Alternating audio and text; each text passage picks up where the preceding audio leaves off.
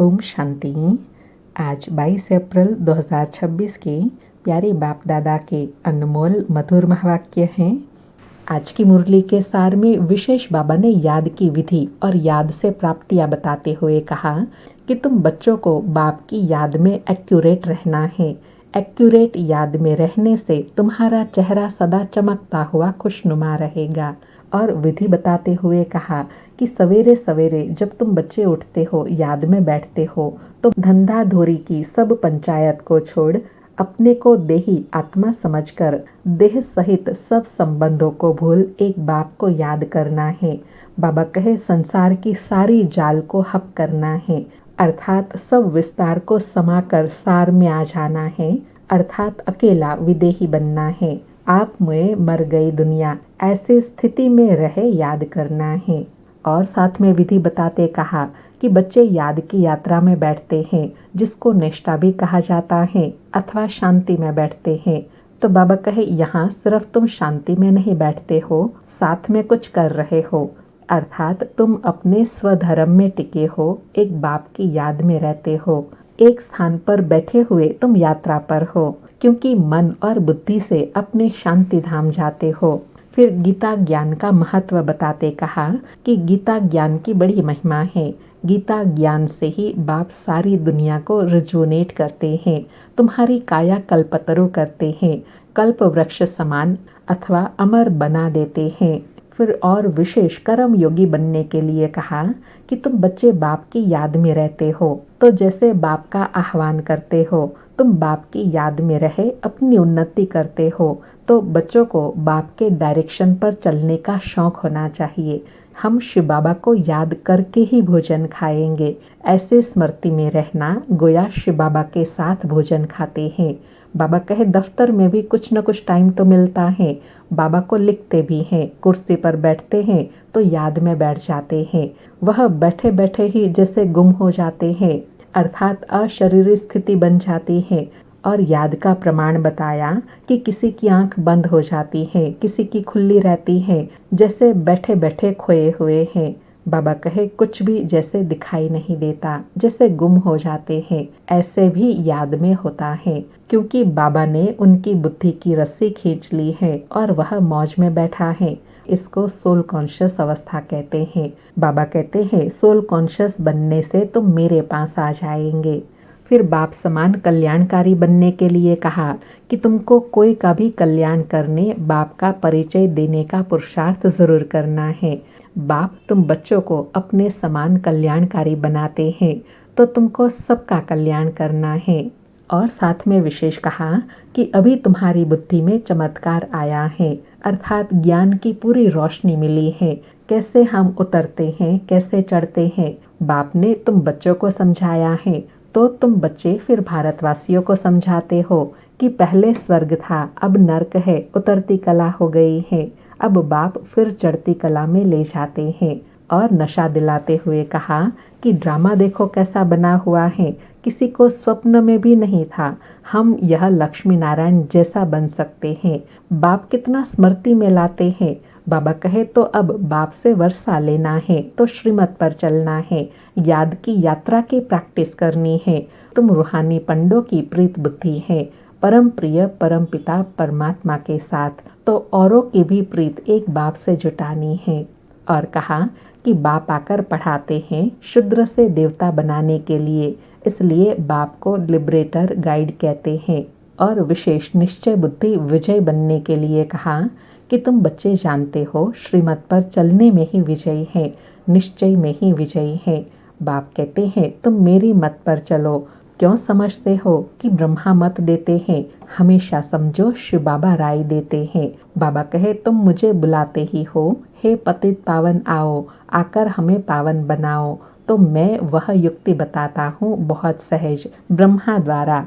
और साथ में स्पष्ट किया कि बाबा तो सर्विस की और याद की युक्ति बताते हैं, बाकी ऐसे नहीं कहेंगे कि बाबा यह व्यापार धंधा करूं। बाबा कोई इन बातों के लिए मत नहीं देते हैं। बाबा तो पतित से पावन बनने की युक्ति बताते हैं, पावन बनने की मत देते हैं।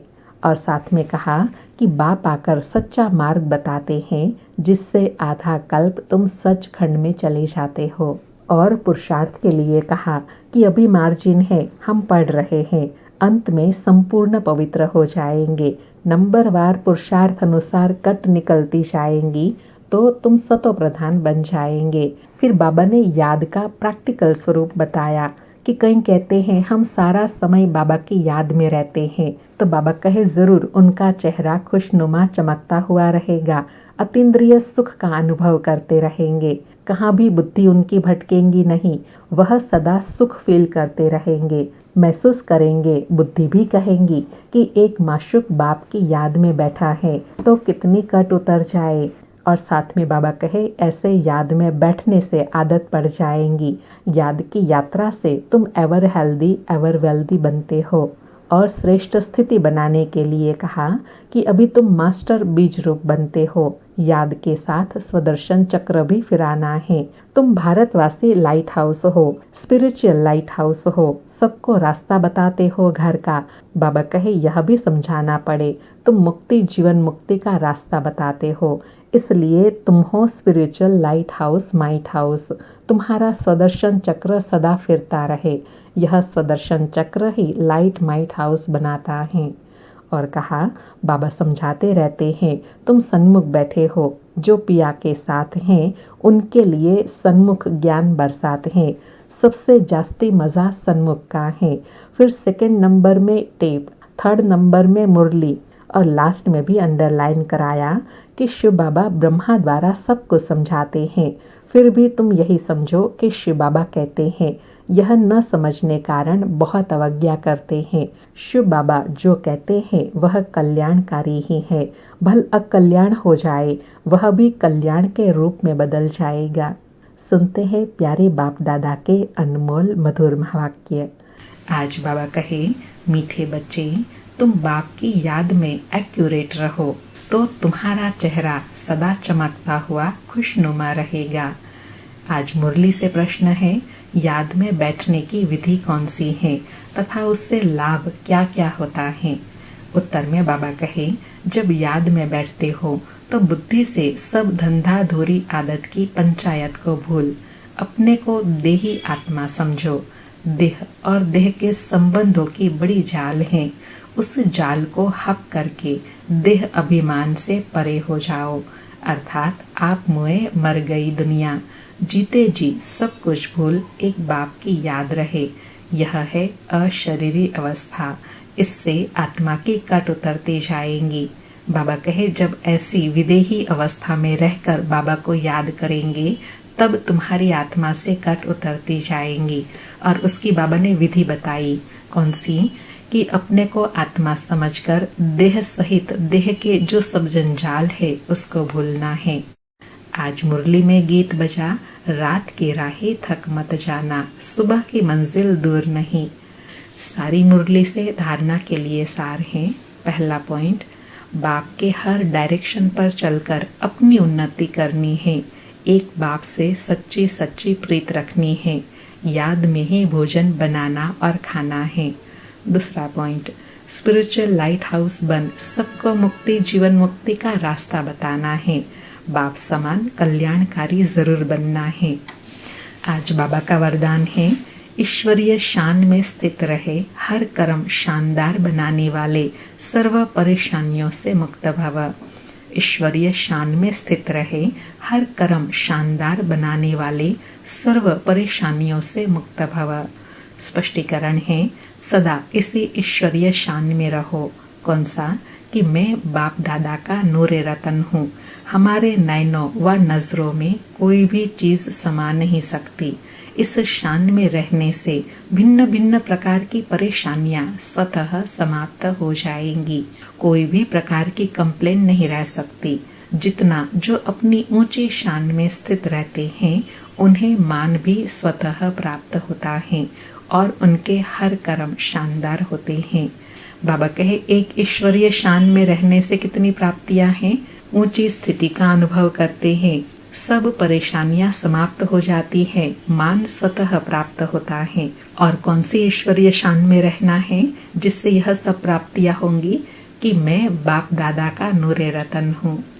आज का स्लोगन है, ट्रस्टी वह हैं जो अपना सब कुछ बाप हवाले कर दे। ट्रस्टी वह हैं जो अपना सब कुछ बाप हवाले कर दे। आज के अव्यक्त इशारे हैं, महान बनने के लिए मधुरता और नम्रता का गुण धारण करो।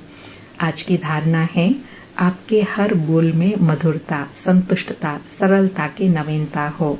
ब्राह्मण आत्माओं के बोल साधारण बोल न हो, यही महानता और यही नवीनता है। मधुर बोल, मधुर संस्कार, मधुर स्वभाव द्वारा दूसरों का भी मुख मीठा कराते रहो। सदा अथक भव, मधुर भव के वरदानों से बढ़ते उड़ते चलो।